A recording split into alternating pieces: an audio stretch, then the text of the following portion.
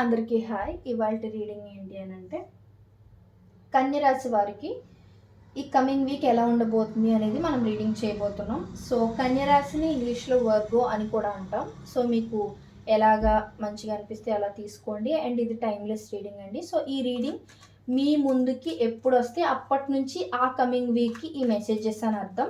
And ఈ general reading కాబట్టి అందరికీ కనెక్ట్ అవ్వాలని లేదు. సో మీకు కనెక్ట్ అయిన మెసేజెస్ మాత్రమే తీసుకోండి, మిగతావి ఇగ్నోర్ చేయండి. అండ్ మీ సిచ్యువేషన్కి తగ్గట్టుగా మీకు పర్సనల్ రీడింగ్ కావాలంటే మీరు డెస్క్రిప్షన్లో నేను ఇచ్చిన ప్రైస్ డీటెయిల్స్ చెక్ చేసి మీకు ఓకే అయితే నన్ను కాంటాక్ట్ చేయండి. ఓకే.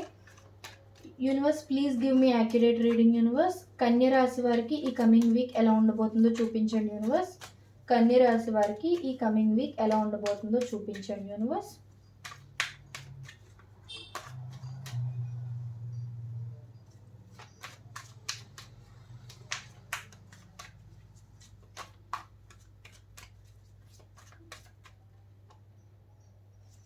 కన్య రాశి వారికి ఈ కమింగ్ వీక్ ఎలా ఉండబోతుందో చూపించండి. Universe please give me 2 more cards. Universe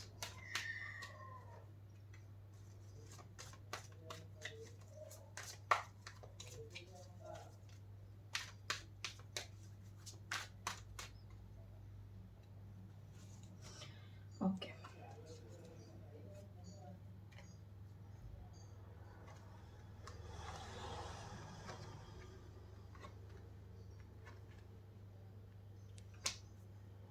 okay.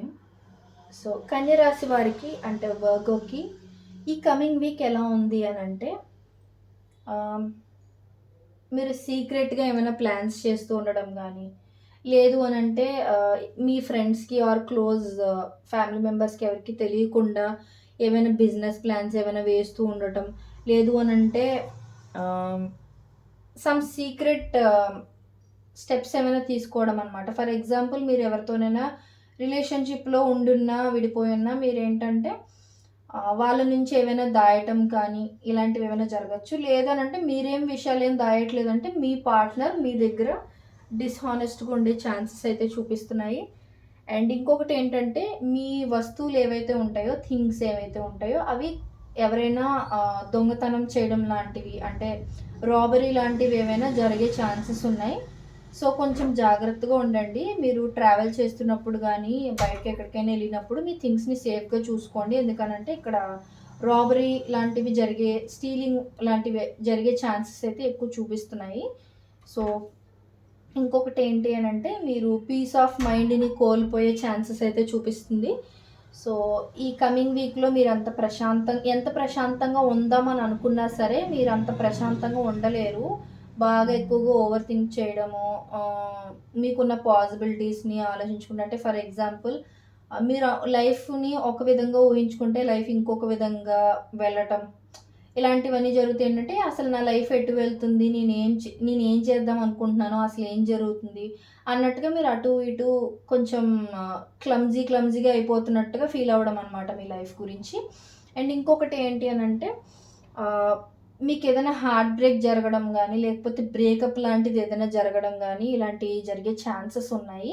లేదు ఆల్రెడీ మీకు బ్రేకప్ అయింది అని అంటే ఆ పర్సన్ గురించి మీరు ఎక్కువ ఆలోచించడం, బాధపడడం, రిగ్రెట్ అవ్వడం, నాకే ఎందుకు ఇలా జరుగుతుంది అన్నట్టుగా మీరు ఎక్కువ ఫీల్ అవ్వడం, బాధపడడం లాంటిది అయితే జరగబోతుంది. అండ్ ఇంకొకటి ఏంటి అని అంటే మీరు ఎవరితోనైనా ఆర్గ్యుమెంట్స్ చేయడం కానీ, గొడవలు పడడం కానీ, లేదు అని అంటే మీరు